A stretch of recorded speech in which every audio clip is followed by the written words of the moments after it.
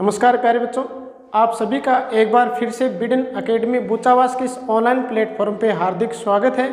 और बच्चों अपने बात कर रहे थे क्लास 12th जीव विज्ञान में और चैप्टर अपना चल रहा था 5वां वंशागति एवं विविधता के सिद्धांत का, जिसमें अपने मेंडल के नियम पढ़ रहे थे। और लास्ट जो अपनी क्लास हुई थी उसके अंदर हमने पढ़ी थी अपूर्ण प्रभाविता और प्रभाविता, एक इसके साथ थी अपने सहप्रभाविता। अपूर्ण प्रभाविता के अंदर हमने 2 एग्जाम्पल भी देखे थे और इसमें अपने एक एग्जाम्पल और दे रखा है एनसीईआरटी के अंदर, जिसमें अपने बात करते हैं अपूर्ण प्रभाविता की।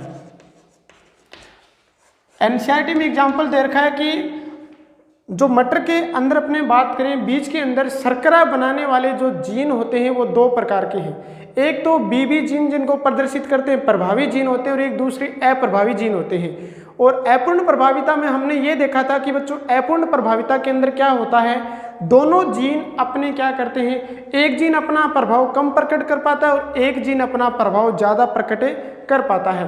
तो यहाँ पर अपने बात करें अपूर्ण प्रभाविता के अंदर, मान लो जो मटर का पादप उसमें जो बीज के अंदर शर्करा बनाने वाले जीन है, जिसमें कैपिटल बीबी और एक स्मॉल बीबी, ये जीन है। ये क्या बनाएगा बच्चों, बड़े मंड कण बनाता है, यानी बड़े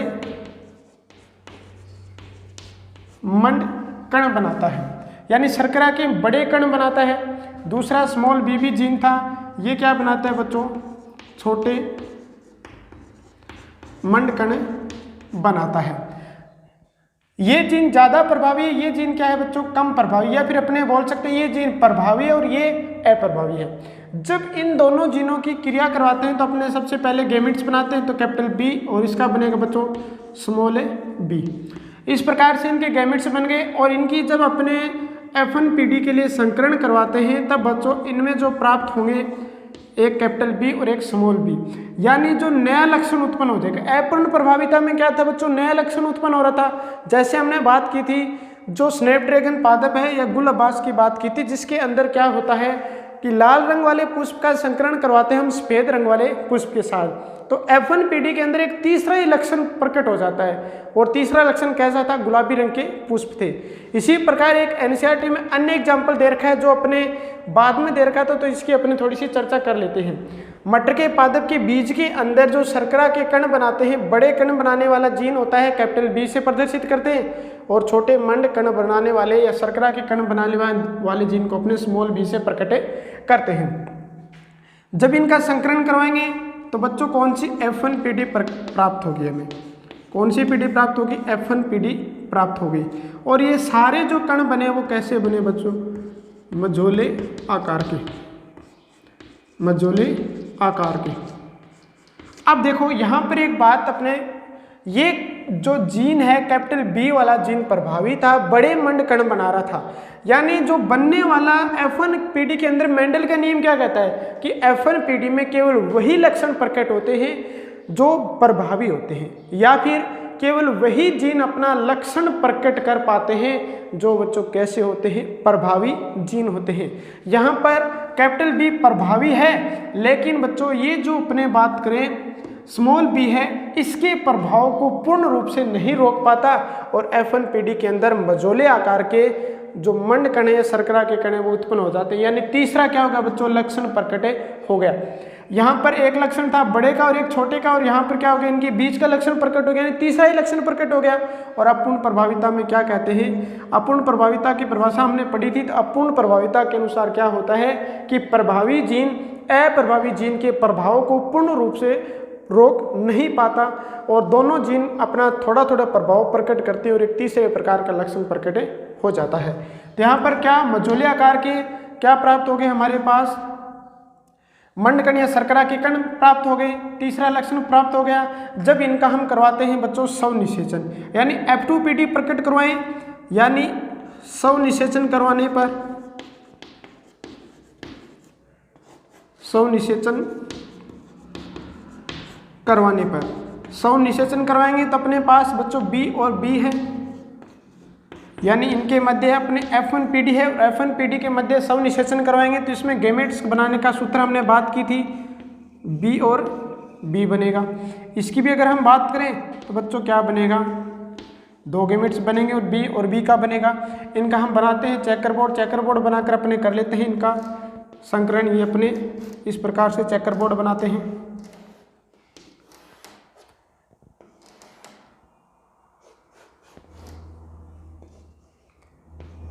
इधर हमने नर युग्मक ले लेते हैं और इधर अपने मादा युग्मक ले लेते हैं। एक अपने बच्चों कैपिटल बी, इधर स्मॉल बी। यहाँ पर अपने लेते हैं कैपिटल बी और स्मॉल बी। इसका और इसका संकलन करवाकर अपने एक साथ लिखे हैं तो कैपिटल बी कैपिटल बी और स्मॉल बी, कैपिटल बी और स्मॉल बी, कैपिटल बी और स्मॉल बी, और यहाँ पर बच्चों स्मॉल बी। अब देखो यहाँ पर अपने पास किस प्रकार के लक्षण प्राप्त हुए। इसका अगर हम जीनोटाइप देखें, जीनोटाइप, तो यहाँ पर एक जीन तो ऐसे प्राप्त हुए हैं जो इसमें दोनों के दोनों जीन क्या है, प्रभावी है। एक जीन हमारे पास प्राप्त हुए जिसमें एक प्रभावी और एक अप्रभावी है, और एक ऐसे प्राप्त है जो अप्रभावी है। यानी अनुपात इनका क्या है बच्चों, टोटल 4 पादप बने, यहाँ एक ये बन रहा है और एक कैपिटल बी और एक स्मॉल बी वाले 2 बन रहे हैं, तो यहाँ पर 1:2:1 ये हो गया इनका जीनोटाइप। उसके बाद इनका फिनोटाइप देखते हैं अपने, यानी लक्षण स्वरूप देखते हैं। फिनोटाइप की बात करें तो फिनोटाइप में हमारे पास कितने प्रकार के लक्षण प्राप्त हो रहे हैं। देखो यहाँ पर F1PD के अंदर एक कैपिटल बी और एक स्मॉल बी था। कैपिटल बी और स्मॉल बी जब प्रकट होगा तब बच्चों किस आकार के मंड कण या शर्करा के कण बनेंगे, मझोले आकार के। अगर दोनों कैपिटल बी हैं तो बड़े आकार के मंड कण बनेंगे, अगर दोनों छोटे कण हैं तो बच्चों दोनों स्मॉल बी हैं तो छोटे मंड आकार के कण बनेंगे। यानी 3 प्रकार के लक्षण बने, एक तो दोनों कैपिटल बी यानी बड़े मंड कण बने, दूसरा मझोले आकार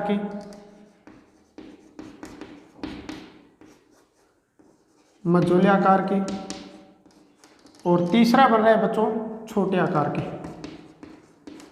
छोटे मंडकण। अब बड़े आकार के मंडकण यहाँ पर कैपिटल बी वाला है, जब दोनों कैपिटल बी हो तो बड़े आकार के बनेंगे। दोनों कैपिटल बी किस में आया बच्चों, केवल एक में आया है, तो ये यहाँ पर लिख देते हैं अपने, ठीक है। दूसरा देखो मझोले आकार के कब बनेंगे, जब एक कैपिटल बी और एक स्मॉल बी हो, तो एक कैपिटल बी और एक स्मॉल बी एक ये रहा, एक कैपिटल बी और एक स्मॉल बी एक ये रहा, तो ये 2 हो गए। इसके बाद छोटे आकार की बात करें तो छोटे आकार के बच्चों केवल एक ही है। छोटे आकार के कब बनेंगे, जब यहाँ पर दोनों क्या हो, स्मॉल बी हो, तो यहाँ पर 1:2:1 प्राप्त हो गया। इसका जीनोटाइप क्या हो, प्राप्त हो 1:2:1, फिनोटाइप भी 1:2:1 प्राप्त हुआ। लेकिन मेंडल का प्रभाविता का नियम क्या कहता है कि जीन स्वरूप तो 1:2:1 प्राप्त होता है, लेकिन लक्षण स्वरूप 3:1 प्राप्त होता है। यानी ये मेंडल के नियमों से विचलन है। और ये अपने एक एग्जाम्पल दे रखा था जिसमें अपूर्ण प्रभाविता का एग्जाम्पल है, जिसमें एक तीसरे प्रकार का लक्षण यहाँ पर प्रकट होता है, यानी मझोले आकार के जो मंड कण है वो उत्पन्न हो जाते हैं। अब देखो इसके बाद आता है बहुविकल्पी जीन। अपने पास एक टॉपिक है बहुविकल्पी जीन।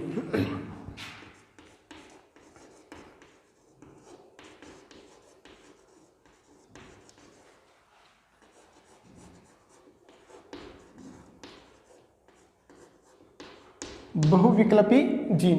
अब बहुविकल्पी जीन की अगर बात करें तो आपने देखा होगा बच्चों, एक जीन के 2 विकल्प होते हैं, यानी एक जो जीन है उसके 2 विकल्पी रूप होते हैं। जैसे अपने बात करें एक प्रभावी रूप होता है और एक अप्रभावी रूप होता है, लेकिन कुछ जीन ऐसे भी होते हैं जिनके 1 से अधिक विकल्प होते हैं, और इसका एग्जाम्पल मिलता है हमारा रक्त समूह है। यानी बहुविकल्पी जीन की बात करें तो इसकी डेफिनेशन अपने क्या दे सकते हैं बच्चों, इसकी डेफिनेशन दे सकते हैं, जब एक जीन के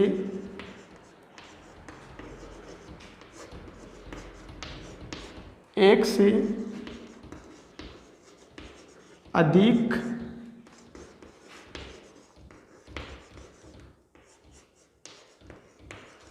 विकल्पी रूप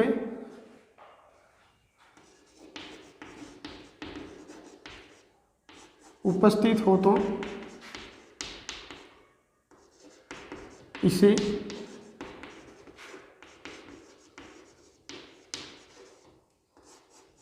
एक से अधिक या फिर अपने कह सकते हैं दो से अधिक बच्चों, दो से अधिक सही शब्द रहेगा। जब एक जीन के दो से अधिक विकल्पी रूप उपस्थित हो तो इसे बहुविकल्पी जीन कहते हैं। जैसे एग्जाम्पल की बात करें तो मनुष्य के अंदर रक्त समूह का निर्धारण करने वाला जो जीन होता है वो जीन आई होता है। जैसे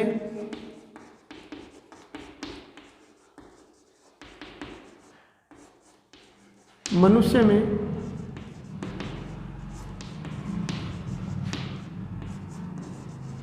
रक्त समूह का निर्धारण जीन आई के द्वारा किया जाता है। जीन आई के द्वारा किया जाता है, जिसके तीन विकल्पी रूप होते हैं। जिसके तीन विकल्पी रूप। अब तीन विकल्पी रूप कौन से हैं? एक होता है बच्चों IA, IB व I0 या इसको स्मॉल I से प्रदर्शित करते हैं, जिसके तीन विकल्पी रूप होते हैं। जिसके कितने? तीन विकल्पी रूप होंगे।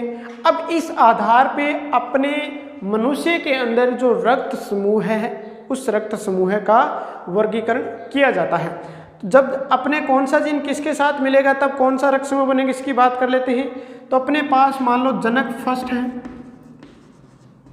जनक फर्स्ट अपने कॉलम बना लेते हैं, जनक सेकंड,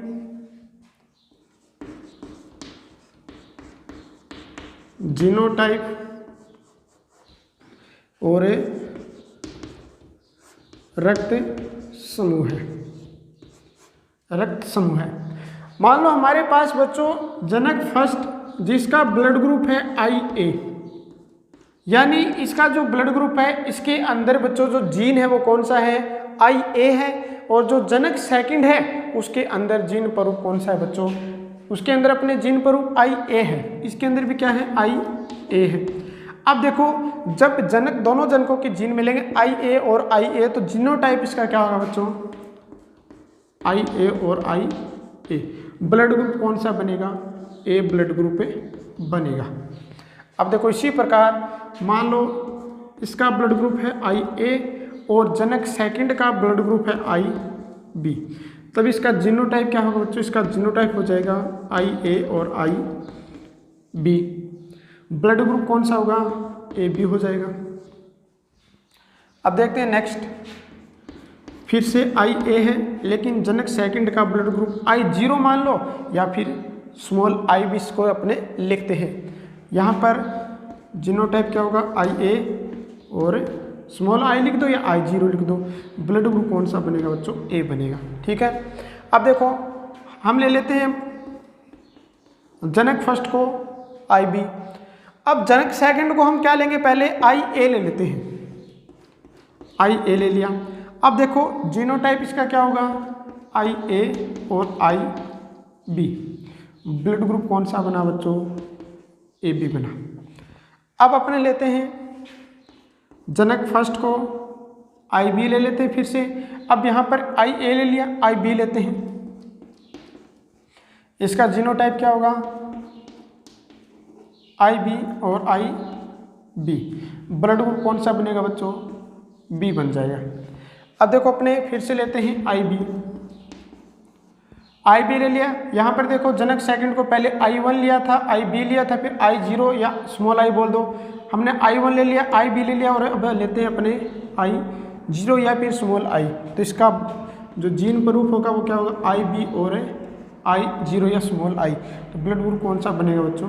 B बन जाएगा। ब्लड ग्रुप कौन सा बन गया अपने? B बन गया। अब देखो कंडीशन बचती है I0 की या स्मॉल I की। इसमें भी अपने क्या लेते हैं? स्मॉल I लेते हैं। जब दोनों स्मॉल I या दोनों अप्रभावी होते हैं तब अपना लक्षण क्या कर देंगे? प्रकट कर देंगे। लक्षण प्रकट करेंगे तो इनका जीन ग्रुप क्या होगा? स्मॉल I लिख दो या I0 लिख दो। ब्लड ग्रुप कौन सा बनेगा बच्चों? O बनेगा। ब्लड ग्रुप कौन सा बनेगा? O बनेगा। अब यहाँ पर देखो अपने पास जो रक्त समूह ए है और रक्त समूह यहाँ पर ए है, इन दोनों रक्त समूहों के अंदर अंतर है। ये समयुग्मजी है और ये कैसा है, विषम युग्मजी है। यानी रक्त समूह ए के दो विकल्पी है, दो विकल्पी रूप है। दो विकल्पी रूप कौन से हैं? एक तो बच्चों समयुग्मजी आई ए और आई ए, दूसरा है आई ए और स्मॉल आई। इसी प्रकार अगर हम बात करें तो हमारे पास रक्त समूह बी है, रक्त समूह बी के भी दो विकल्पी रूप हैं, के भी दो विकल्पी रूप हैं। दो विकल्पी रूप कौन से हैं? एक तो समयुग्मजी है, यहाँ पर देखो, एक तो हो गया आई बी और एक है आई बी और आई जीरो हो गया। तो यहाँ पर बच्चों अपने पास एक तो हो गया आई बी और आई बी, ये समयुग्मजी अवस्था है, और आई बी और आई जीरो बोल दो या स्मॉल आई बोल दो, ये कौन सा है, विषम युग्मजी रूप है। समयुग्मजी में दोनों जीन प्रभावी हैं और विषम युग्मजी में बच्चों एक जीन प्रभावी और एक जीन अप्रभावी है। अब आते हैं अपने नेक्स्ट ए बी पर और आई पर। इसमें देखो बच्चों केवल क्या होगा, एक ही विकल्पी रूप होगा। इसमें भी बच्चों I1 और IB है, और इसमें I की बात करें तो इसमें भी केवल कौन सा जीन है, I जीन है। यानी AB व O रक्त समूह का, AB व O रक्त समूह का केवल एक विकल्पी रूप होता है, एक विकल्पी रूप होता है। कौन कौन सा? अगर हम बात करें ए बी की तो आई ए और आई बी होगा, और आई की बात करें तो हमारे पास बच्चों कौन सा होगा, अगर आई की बात करते हैं तो small I O blood group. इनका केवल क्या होता है, एक विकल्पी रूप होता है। ये अपने पास हो गया बहुविकल्पी जीन की वंशागति। नेक्स्ट जो अपने पास आता है वो आता है वंशागति का गुणसूत्रीय सिद्धांत। वो अपने भी बात करेंगे, आप एक बार इसका स्क्रीनशॉट ले लीजिए। तो अब अपने पास आता है बच्चों वंशागति का गुणसूत्रीय सिद्धांत। नेक्स्ट अपने पास टॉपिक है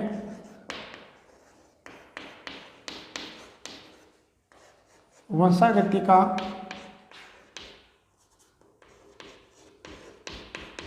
गुणसूत्रीय सिद्धांत।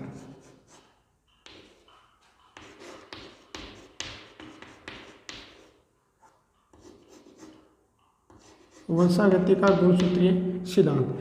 अब देखो वंशागति का गुणसूत्रीय सिद्धांत प्रतिपादित किसने किया था, इसका प्रायोगिक सत्यापन किसने किया, वो भी अपने बातें करेंगे। सबसे पहले अपने देखते हैं वंशागति का गुणसूत्रीय सिद्धांत प्रतिपादन किसने किया था। तो यह सिद्धांत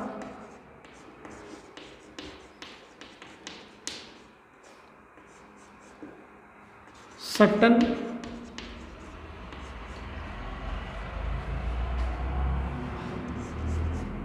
ये सिद्धांत प्रतिपादित किया था बच्चों सट्टन व बावेरी नामक वैज्ञानिक ने।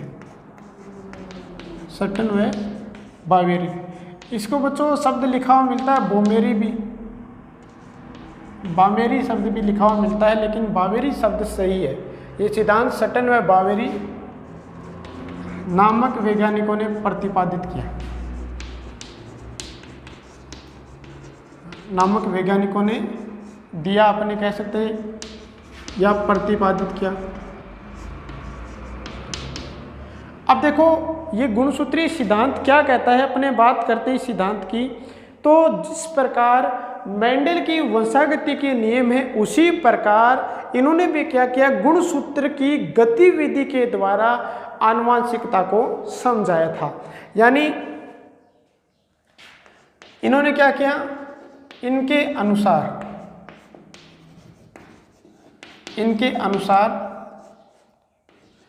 जो अपने गुणसूत्र हैं वो भी क्या करते हैं बच्चों, जीन की तरह व्यवहार करते हैं। यानी इनके अनुसार गुणसूत्र भी जीन की तरह व्यवहार करते हैं, जीन की तरह व्यवहार करते हैं और इन्होंने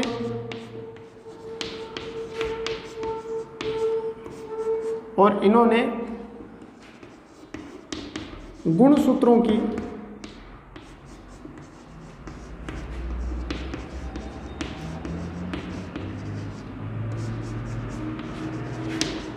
गुणसूत्रों की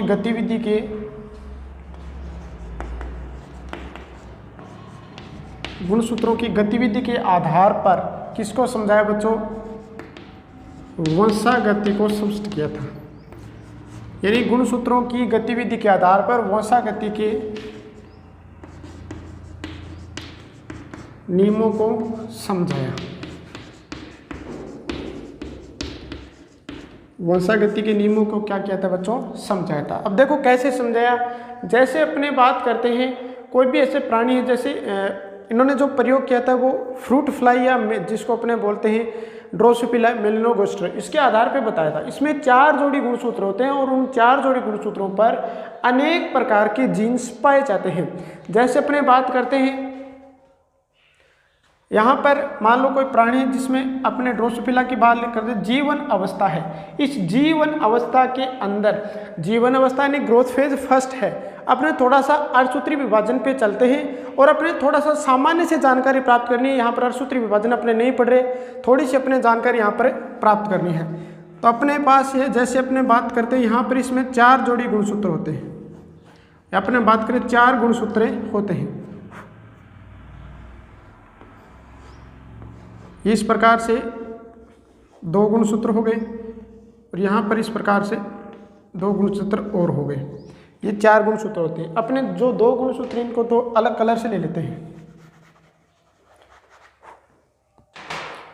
इनको अपने दूसरे कलर से ले लेते हैं।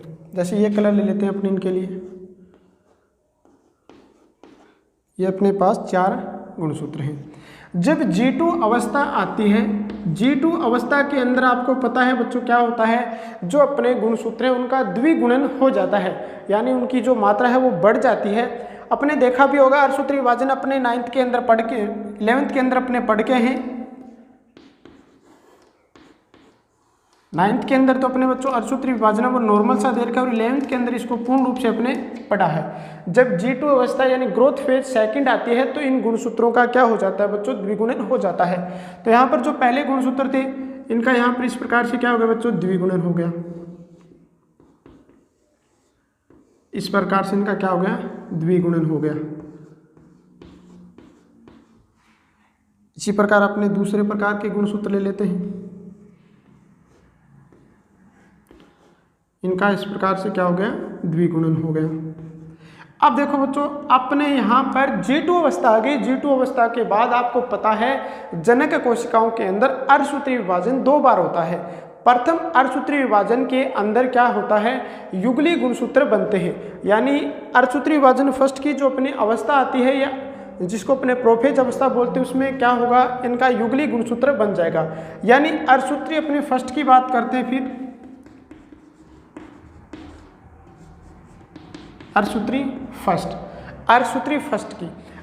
फर्स्ट की अवस्था की बात करें तो बच्चों इसमें क्या होता है? युगली गुणसूत्र बनते हैं। युगली गुणसूत्र मतलब समजात गुणसूत्र आपस में जुड़ जाते हैं और जुड़कर एक युग्म के रूप में उपस्थित हो जाते हैं, जिनको युगली गुणसूत्र बोलते हैं।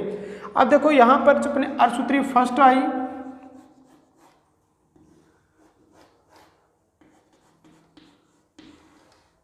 तो इसके अंदर क्या होगा? युगली गुणसूत्र बनेंगे। जैसे ये गुणसूत्र अपने इस प्रकार से ये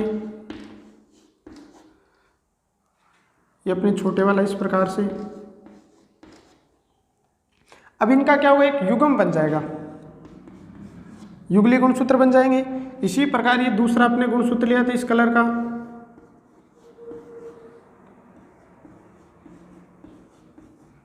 इनका भी क्या बनेगा? एक युग्म बन जाएगा। यानी ये कहलाते हैं युगली गुणसूत्र, या इनको युगली ने बोलते हैं। अब देखो अर्धसूत्री जब सेकंड होगा तब अपने बात करें अर्धसूत्री सेकंड के अंदर क्या होगा, ये जो युगली गुणसूत्र है ये पृथक पृथक होने लग जाएंगे। अर्धसूत्री सेकंड की जब एनाफेज अवस्था आती है इसमें क्या होंगे बच्चों, ये अलग हो जाएंगे। यानी अपने बात करते हैं अर्धसूत्री सेकंड की, अर्धसूत्री सेकंड अवस्था जब आएगी,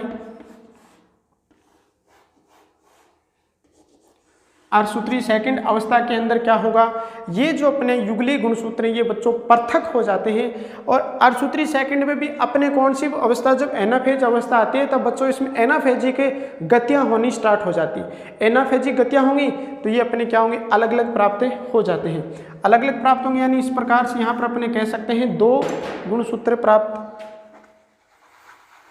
ये अपने बात करते हैं यहाँ पर ये अलग हो जाएंगे, ये वाले अलग हो जाएंगे। यानी एक गुणसूत्र अपने पास इस प्रकार प्राप्त हो गया, ये छोटे वाला इस प्रकार प्राप्त हो गया, यहाँ पर ये इस प्रकार प्राप्त हो गया, यहाँ पर ये इस प्रकार से प्राप्त हो गया।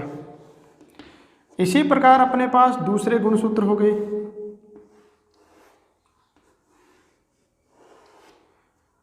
इसी प्रकार अपने पास ये वाले गुणसूत्र हो गए, ये भी पृथक हो जाएंगे।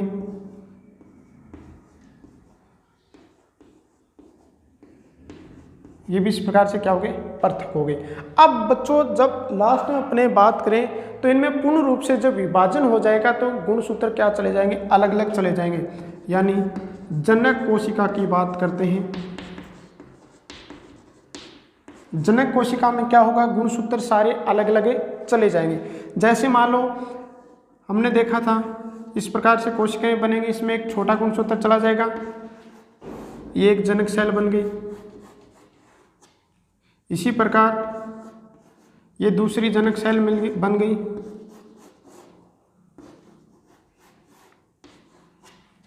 इसी प्रकार अपने बात करें इन गुणसूत्रों की,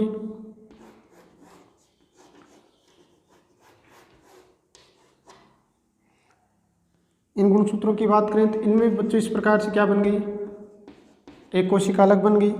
नेक्स्ट बात करें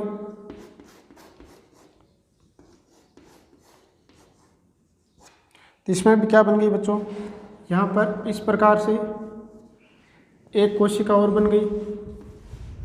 अब देखो यहाँ पर अपने पास 4 कोशिकाएं प्राप्त हो गई। अब देखो ये जो गुणसूत्र है अपने, ये वाला गुणसूत्र इस गुणसूत्र पर कोई प्रभाव नहीं डाल रहा, यानी स्वतंत्र रूप से क्या हो रहा है, अपव्ययित हो रहा है। स्वतंत्र रूप से ये क्या हो रहा है बच्चों, अपव्ययित हो रहा है। ये स्वतंत्र रूप से क्या हो रहा है, अपव्ययित हो रहा है। यानी ये वाला गुणसूत्र इस पर प्रभाव नहीं डाल रहा, ये वाला गुणसूत्र इस गुणसूत्र पर कोई प्रभाव नहीं डाल रहा, ये वाला स्वतंत्र रूप से यहाँ पर आ गया, अपनी स्वतंत्र रूप से अपव्ययित हो रहा है, अपने स्वतंत्र रूप से लक्षण प्रदर्शित कर रहा है। ये वाला इस पर प्रभाव नहीं डाल रहा, स्वतंत्र रूप से अपने लक्षण प्रकट कर रहा है। अब यहाँ पर देखो सारे के सारे स्वतंत्र रूप से अपने लक्षण क्या करें, प्रकट करें, यानी स्वतंत्र रूप से अपव्ययित हो रहे। अब यहाँ पर अपने कह सकते हैं कि जो मेंडल का स्वतंत्र अपव्ययन का नियम था, वो नियम क्या कहता था, उस नियम के अनुसार भी अपने बात करें तो जब 2 जीन एक साथ होते हैं तब बच्चों वो एक दूसरे के लक्षण को बिना प्रभावित किए स्वतंत्र रूप से पीढ़ी दर पीढ़ी अपने क्या करते हैं, वंशागत होते हैं। यही बात किसके आधार पे कही गई, गुणसूत्रों के आधार पे कही गई, क्योंकि यहाँ पर गुणसूत्र हैं ये एक से अधिक हैं, तो ये गुणसूत्र, ये वाला गुणसूत्र इसके ऊपर बिना प्रभाव डाले स्वतंत्र रूप से अपनी अभिव्यक्ति दर अपने वंशागत हो रहा है। तो ये वंशागति का गुणसूत्रीय सिद्धांत जो प्रतिपादित किया था सटन और बावरी ने। अब सटन और बावरी ने यह तर्क भी प्रस्तुत किया था कि जब गुणसूत्रों का जुड़ना और वियोजित होना उनमें ले जाए जा रहे कारक को भी प्रभावित करता है। यानी अपने इन्होंने लास्ट में और क्या कहा था, सटन और बावरी ने कहा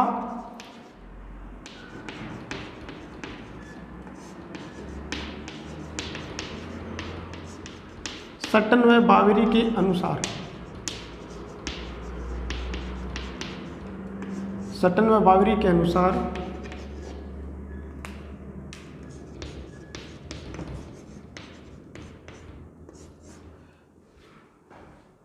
गुणसूत्रों का जुड़ना व वियोजित होना, जुड़ना व वियोजित होना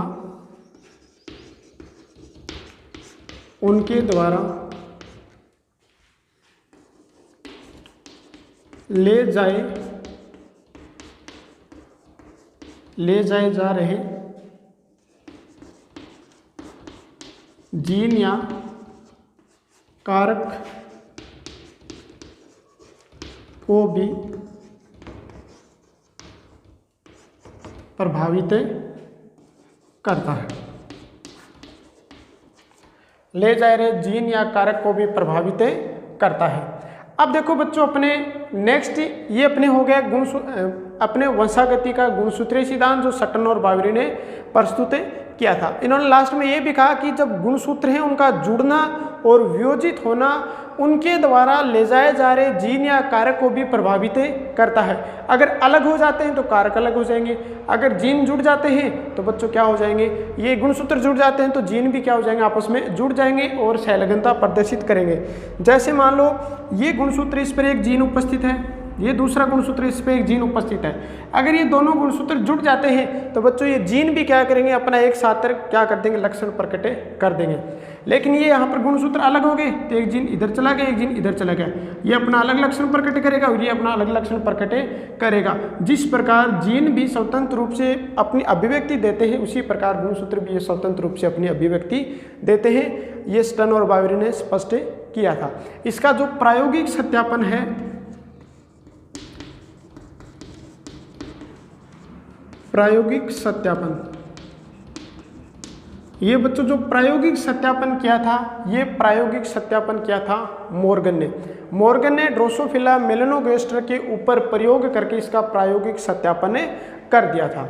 ये अपने प्रायोगिक सत्यापन है, ये थोड़ा सा बड़ा टॉपिक है, इसको अपने नेक्स्ट क्लास में पढ़ेंगे। अभी तक हमने पढ़ा है बच्चों वंशागति का गुणसूत्रीय सिद्धांत, जो किसने प्रतिपादित किया, सटन व बावरी नामक वैज्ञानिक ने। और इन्होंने क्या बताया कि गुणसूत्र भी जीन की तरह व्यवहार करते हैं। गुणसूत्र और जीन में अगर हम बात करें अंतर क्या होता है और समानता क्या होती है, तो पहले अपने गुणसूत्र और जीन की थोड़ी सी यहाँ पर बातें कर लेते हैं। तो गुणसूत्र और जीन,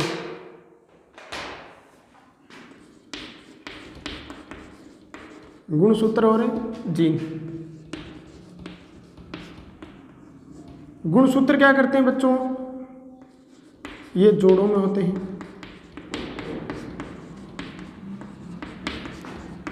जोड़ों में होते हैं। जीन भी क्या होते हैं बच्चों, जोड़ों में होते हैं।